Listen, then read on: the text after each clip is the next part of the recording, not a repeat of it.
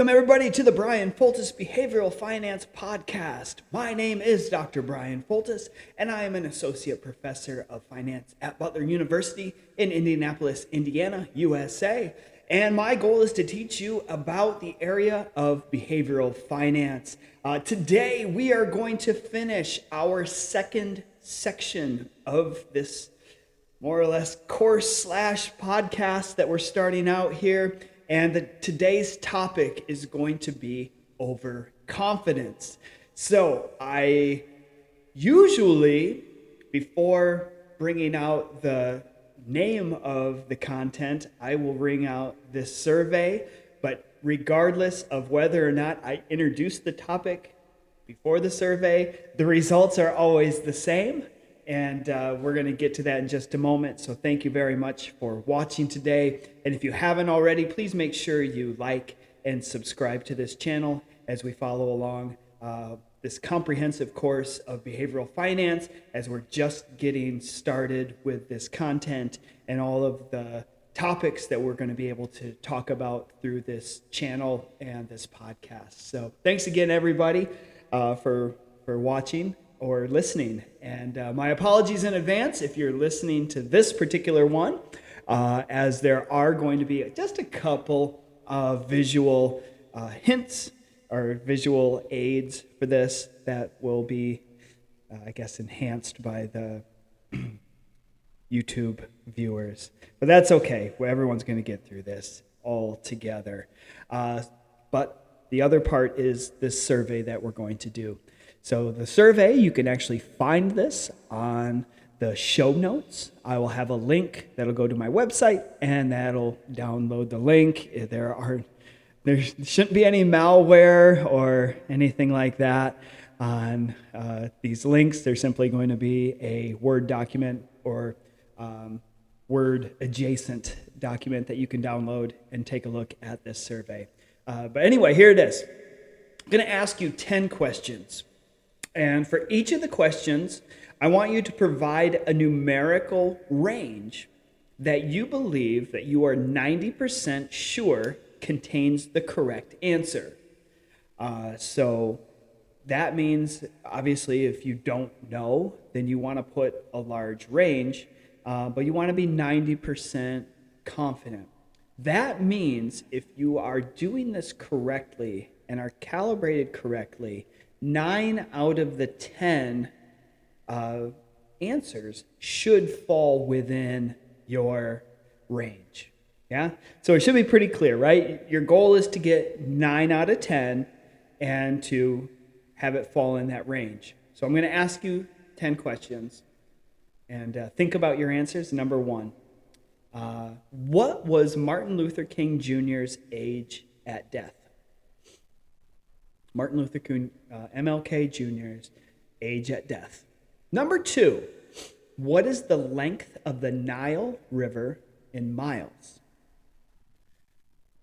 Number 3, how many countries belong to OPEC in 2022? Number 4, how many books are there in the Old Testament?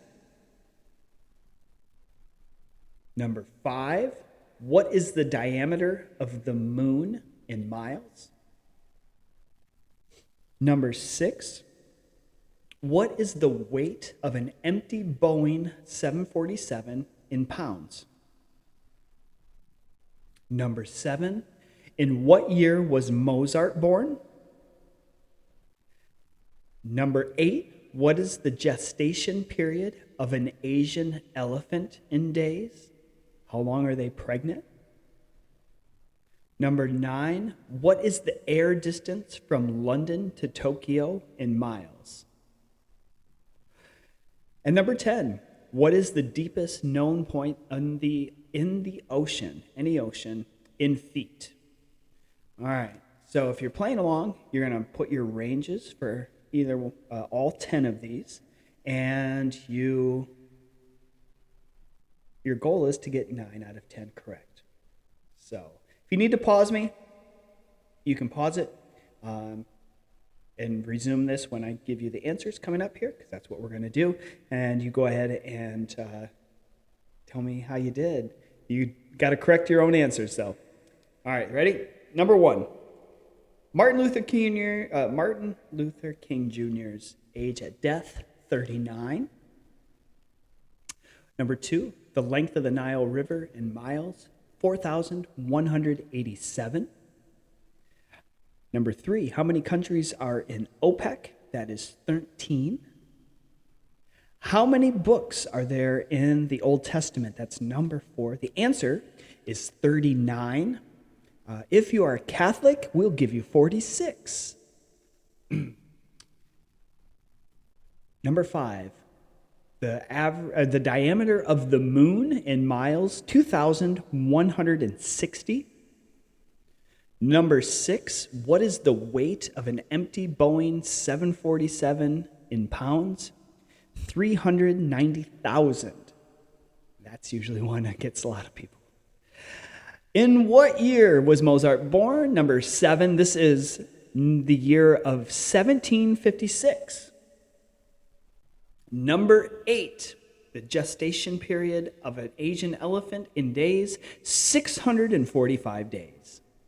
Number 9, the air distance from London to Tokyo in miles, 5,959 miles. And number 10, the deepest known point in the ocean in feet, that's the Mariana Trench, 36,198 feet. All right, so add up the number that you got correct out of 10. And if you're brave enough, you can report those in your comments. Let me know how you did. I have the average for my most recent class. It was actually one of the highest that I've received since I started teaching this class. And that average was 3.94. 3.94. And I thought that I was very clear about the objective of this particular survey, and I hope I was. We're trying to get 9 out of 10. Seemed pretty easy enough.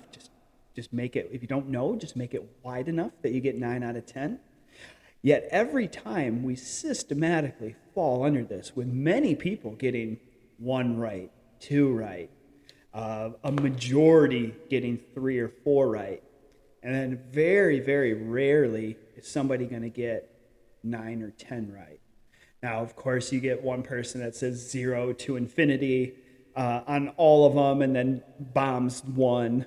I mean, you could do that theoretically, but many of us, if we're really applying ourselves and trying, we're going to get about maybe 3, anywhere from 2 to 4 correct. And say, okay, all right, what the hell are we doing? Where are we going with this? Well, I already told you. This is our overconfidence survey. And this shows us that we have a tendency to be overconfident in our calibration and how we make estimates and what we believe about what we know and what we feel like we want to know. And so as we break this down, we want to delineate between these two. Confidence. It's great to be confident. Having a positive feeling about your skills or knowledge, etc., is generally a very healthy thing. It's a good thing.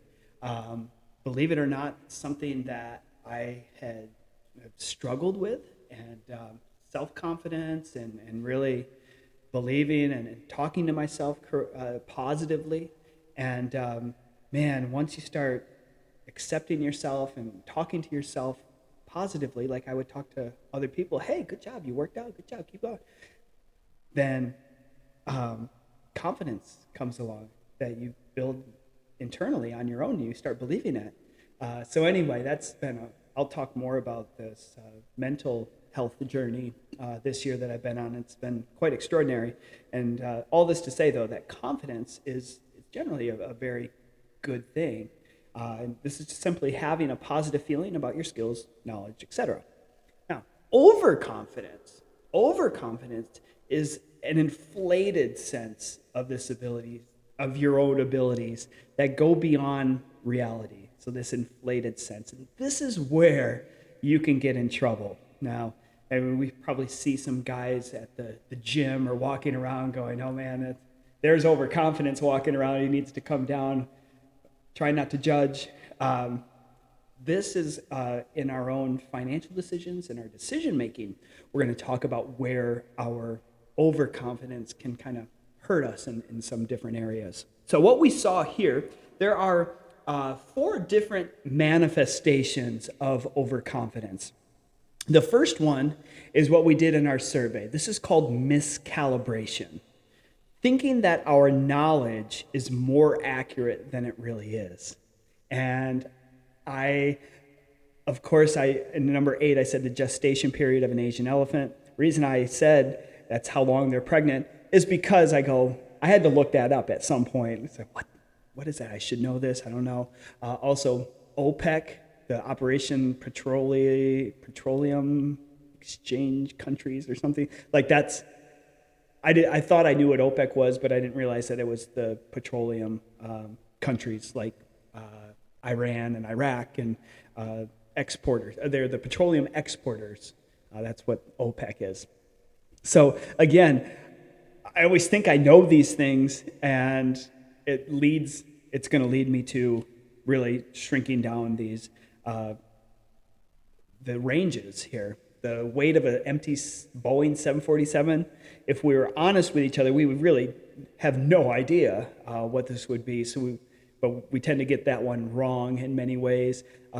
Same thing, our knowledge is more accurate than it really is. At some point, I'm sure I studied when Mozart was born or when he was around. But truthfully, I have no idea. I need to put a larger range for that to get it right.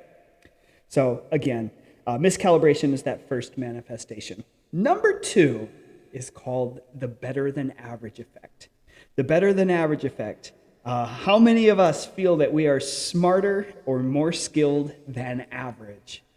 If we're in class, say, hey, who do you think is, show of hands, who is above average driver?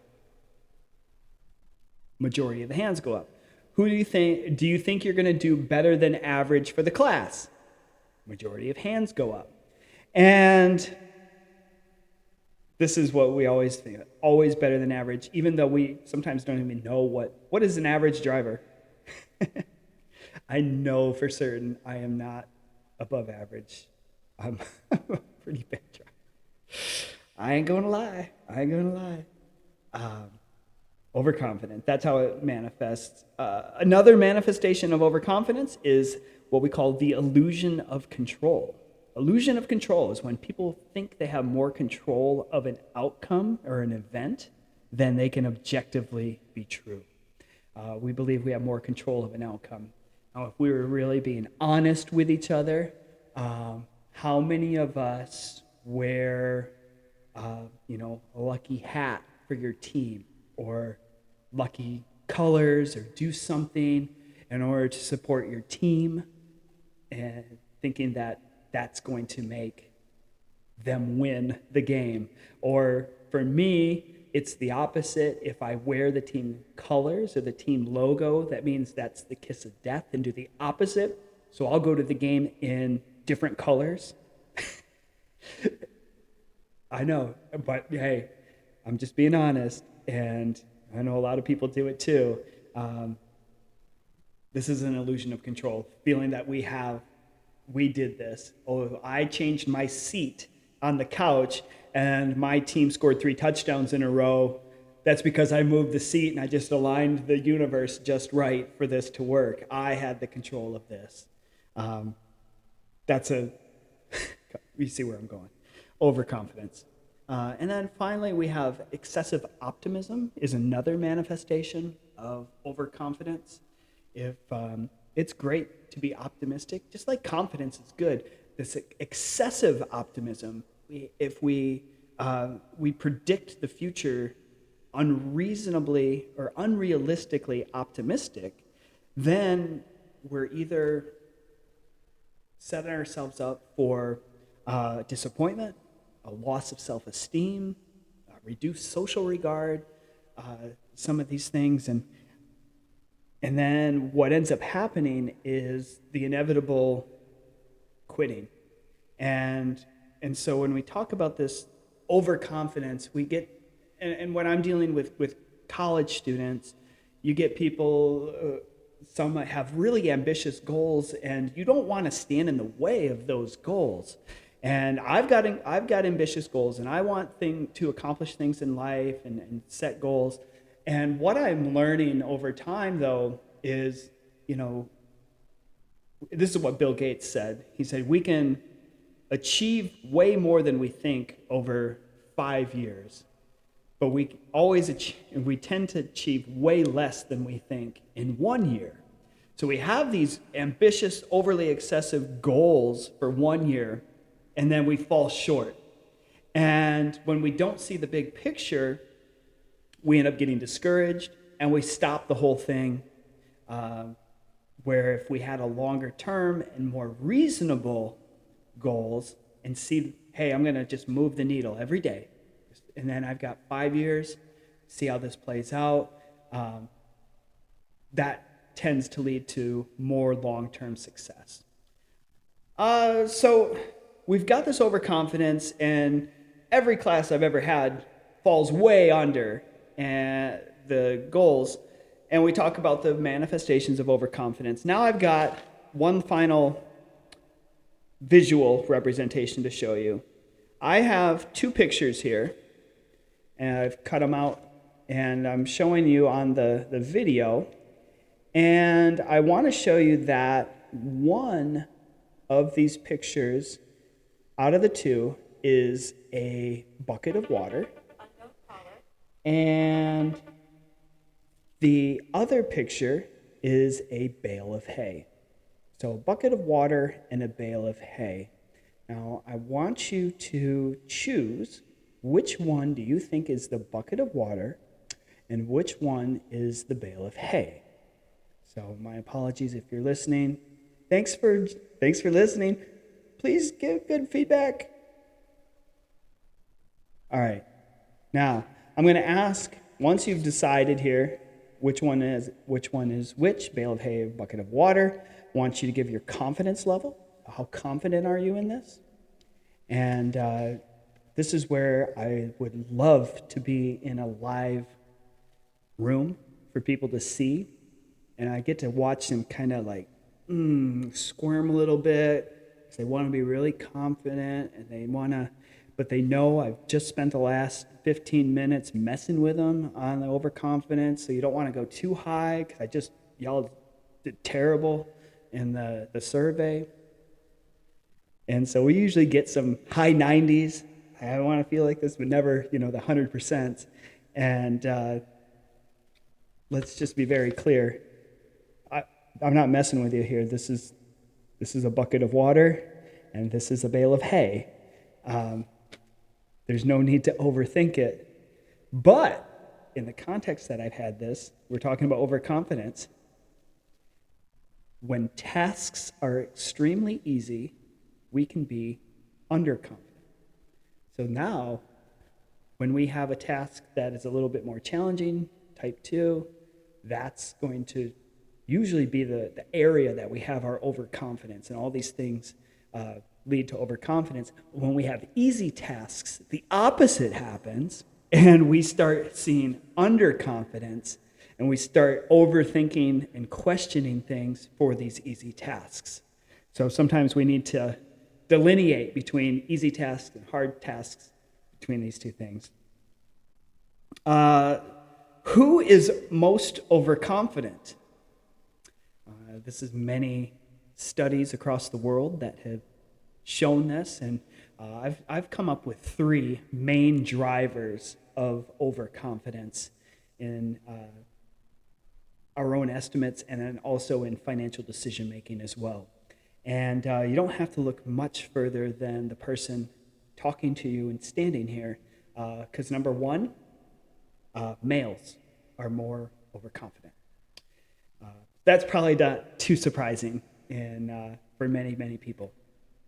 Number 2, though, more education. So if you have more education, higher level of degrees, do you think that's going to lead to higher overconfidence or lower overconfidence. And what we found is those with higher levels of degrees, advanced degrees, the higher you grow, the more overconfident you become. And that was driver number 2. The third one is better at math. So if you have good numerical skills, do you think you are going to be more overconfident or less overconfident? Well, if you're better at math, you're actually going to be more overconfident in your assessments. And so I started thinking about this, and you tell me how you think about this as well. But as I'm looking at these estimates, I'm constantly in a struggle with my own brain and my own ego. And in the back of my mind, I'm going, hey, look, you should be good. You're good at math. You should be able to make an estimate really well. So when Mozart was born, you've learned this before, and I'm going to make a nice, it's got to be somewhere in a very small range, because when I get that right, man, I'm going to feel so good and so redeemed about this. But I have a tendency of thinking, okay, well, no pressure, but you've got your doctorate. You teach this shit, like you should know, get this right. And that leads me to actually a narrower range. Instead, what should it be is, look, I need to understand, I don't know this. I understand that I'm overconfident. I need to give myself more slack and have a larger range, knowing that I don't know everything. You have to kind of get past that. But those 3 main areas, males, advanced degrees, good at math, they're going to lead to more overconfidence. All right, why we don't learn. It's our next section, and you should think that, hey, we learn about overconfidence, we should be able to step in and understand this. This is a tough one to override. Some of these other biases that we talk about, one of the main reasons that we lay these out one by one is for us to build an awareness of the bias.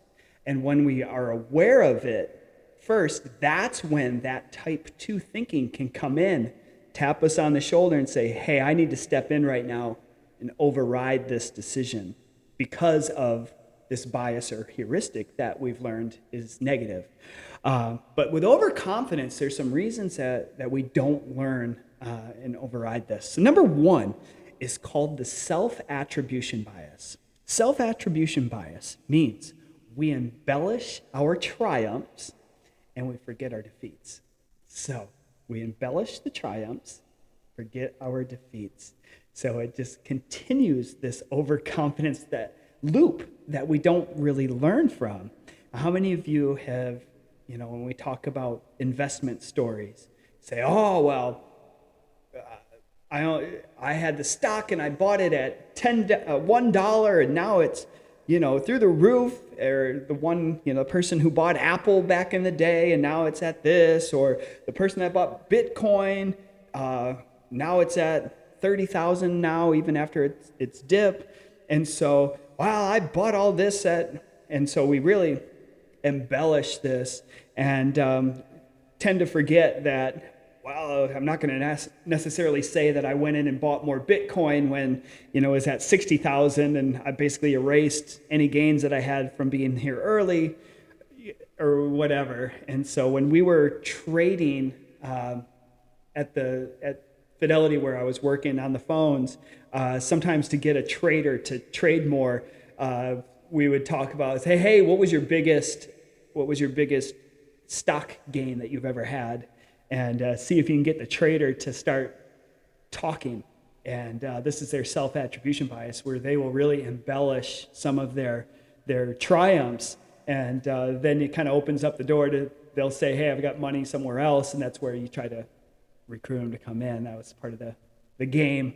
But anyway, embellishing our triumphs and forgetting our defeats. Number 2, it's called the hindsight bias. And this is where we say, if you ever hear, I knew it all along, something was going to happen when we really didn't. Well, I knew this was going to happen all along. This hindsight bias, it says, well, I knew that the crash was going to happen in the financial crisis. And we have many people said, well, I predicted this crisis happening. And say, okay, well, how much money did you gain from being right? Well, I just said it was going to happen. I didn't actually trade on it or do anything around it. Like, okay, this is hindsight bias. The fact that you said, I predicted this, I knew it all along, didn't make any money around it, say, okay, yeah, I knew it too. But this is, again, I knew it all along when we really didn't know it was going to happen. And then finally, the confirmation bias, again, is always getting in the way of our learning because we're just constantly seeking out this information that will confirm either our overconfidence or our biases and not giving us that opportunity to have a little cognitive dissonance and learn around it, or be more to actually know ourselves and to understand ourselves better. That sometimes is a process that resembles this cognitive dissonance. It's not always fun. It's not always pretty trying to learn about ourselves and understanding, hey, I'm really overconfident. I need to know when to step in and to moderate my expectations on how things are going to play out. So, by the way, the cryptocurrencies, I guess call me old school, call me old. I do not invest in that. I've had it explained to me many times from a lot of really smart people, and I never understood it, or I never quite got it. So I haven't invested anything in that. And I just follow the old Warren Buffett adage where they say, don't invest in things you don't understand. And until I understand it or have my questions answered, I'm not going to invest in that. So I do believe that there is some opportunities through this blockchain that is here to stay. And if you do feel really emboldened to want to be in the crypto space, then I would say, hey, that's fine. Use it as a diversifier. So you want to put 5 or 10% in your overall portfolio in this space. I'm okay with that. But if we get too heavily invested in this area, this is unnecessary risk. And all of my issues with this have been the way that it was always brought to me was, oh, well, it's so secure and neutralized. And I said, well, okay, well, what about the hacks that have happened? Oh, well, then it's like, okay, well, it's not totally secure then. So, well, it's unregulated and not centralized. Okay, well, tell me, how is the not regulation working? It seems like it's the wild, wild west on steroids with FTX and all that. Who knows what else is going on when nobody can actually regulate it. So tell me how that's more secure. Oh, wow, it's stable. It's like a current. Okay, well, it's bouncing around more than any asset I've seen out there. I don't even know what I guess I don't know what I would even compare the beta to, but it's got it. I mean, I don't even know what the volatility on that is compared to anything else. I just know I've never seen anything as volatile as this cryptocurrency space. So, no, thank you. I'm out.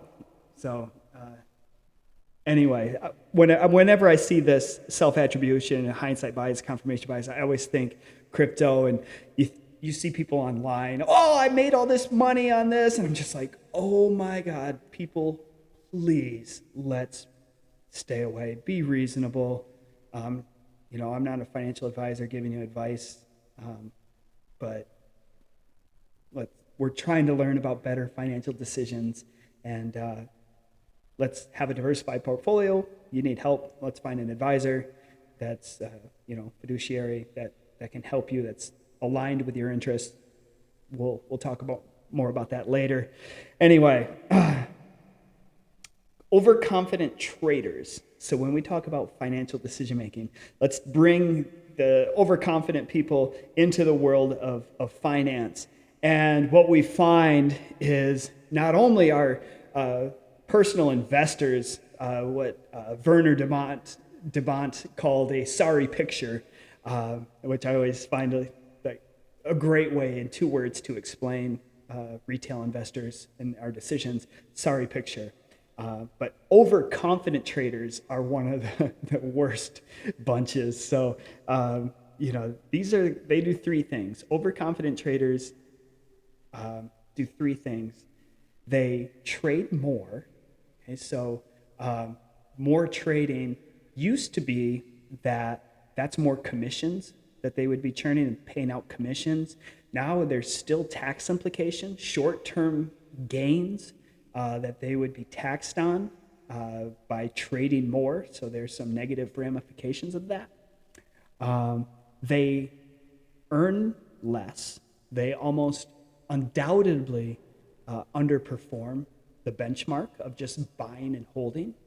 And so this is why we find females do a lot better than males, because males like to tinker and fidget, and females have a more sensible approach, which just keeps them more in line with the benchmark, which is the market. And the guys with all their tinkering always underperform. And I'm not saying 100% underperform, but that number is about 90% underperforming. It's very rare that anybody will overperform. Moreover, overperform consistently. So, and then at the third point, they're the least diversified. So you would think if you're trading more, you'd have all of your eggs in different baskets, but they're not. They're actually too consolidated in either one or a couple of different individual stocks, or they tend to glom towards one industry. And so in one particular market. So in all these different ways, they're missing out on the opportunity of diversification. So they trade more, they earn less, and are the least diversified, these overconfident traders. And then finally, we have analysts and excessive optimism. So this is where our analysts come out and give their recommendations for stocks. And I'm going to give you some homework. I would like you to come up with stocks that have been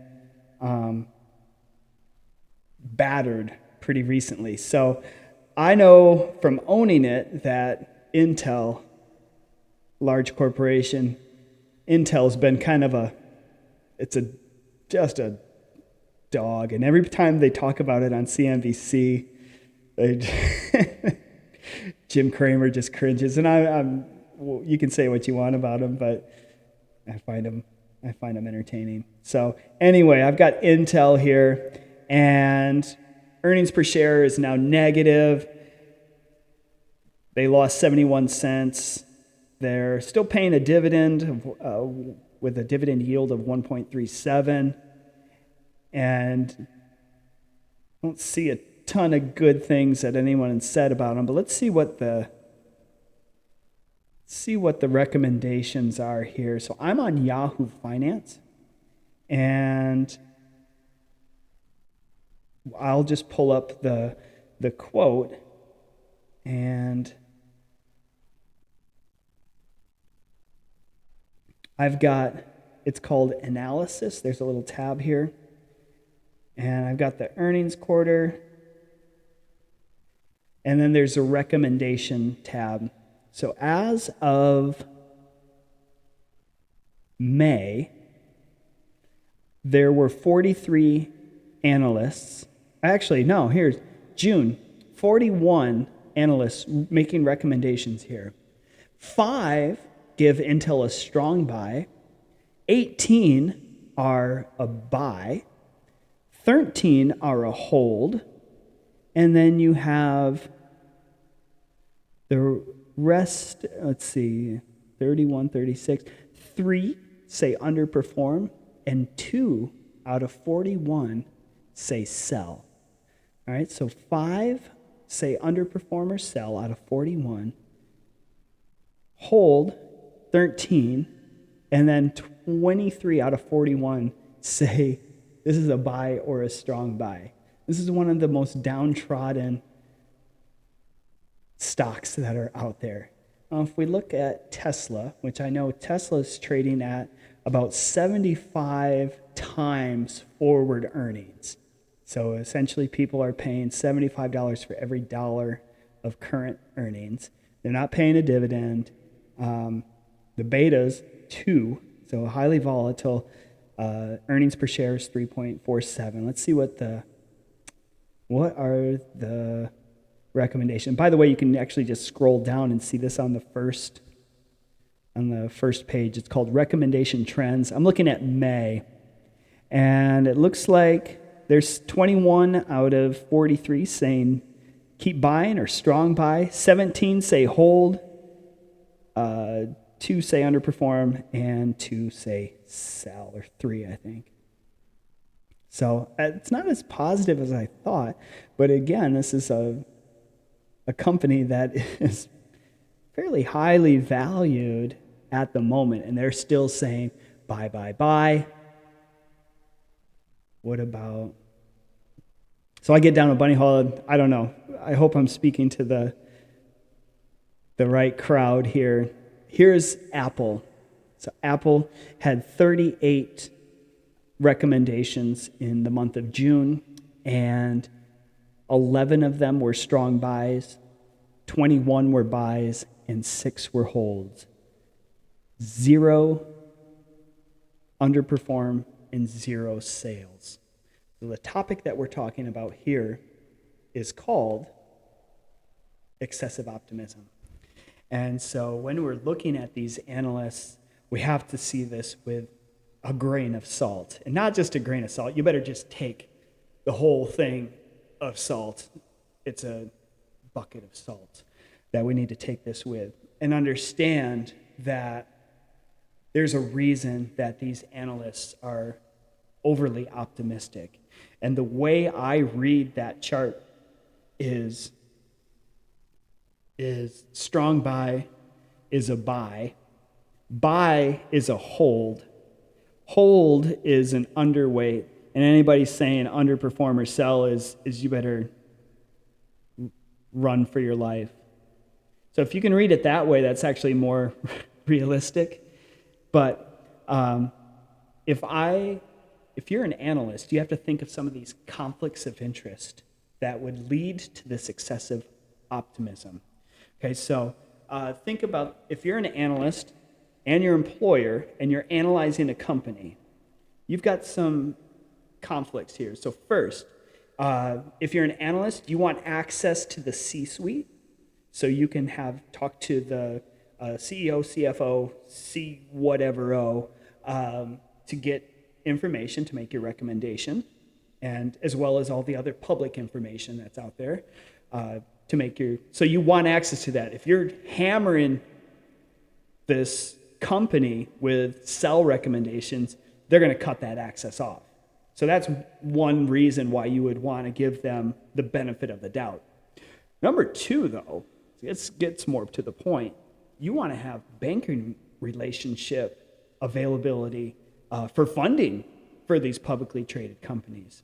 So if I'm at Morgan Stanley and I'm a stock analyst for them, and I'm kicking whoever's ass, Apple here, I'm the one sell order, and everyone else is saying buy or strong buy, and they're looking for a stock or a bond offering. Hey, I need to raise a couple $100 million for this next bond fund offering, whatever. Banking relationships.